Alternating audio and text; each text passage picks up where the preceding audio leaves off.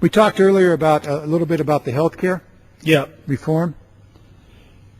It's not big government. In fact, the health care reform is exactly very similar to the reform in Massachusetts, which was authored by a Republican governor who went around this nation taking great credit for it until it became a national model. This is really insurance reform. It's not a takeover of the healthcare industry, not at all. And it's not anywhere even close to socialized medicine.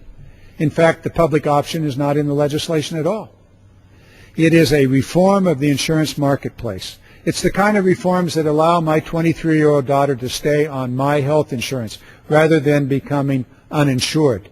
It's the kind of reform that allows the young baby that's born with an illness to be able to get insurance. It's the kind of reform for a 50-year-old individual who has lost their job to be able to get into to buy an insurance policy at a reasonable rate.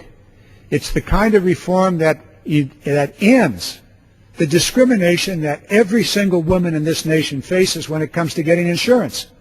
If you're a woman in America, prior to this health care reform, you had a pre-existing condition that could and probably would keep you from buying a policy.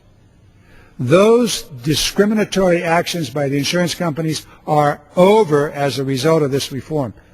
Well, you certainly would, as a woman, pay a lot more than a man would of comparable age and condition. The fact is that there's a string between all the things we've talked about tonight.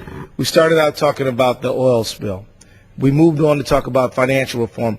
Now we're delving into health care, but there is a string connecting them all. One is that the Democratic caucus is consistently on the side of the consumer, of the investor, of the small business person. And the party opposite, the other caucus, is consistently on the side of the corporate giant, the huge lobbyist, and the people who stand to gain from the status quo. And so this is a consistent stream. And so you continually ask the question, Congressman Garamendi, whose side are you on? This is a fair question.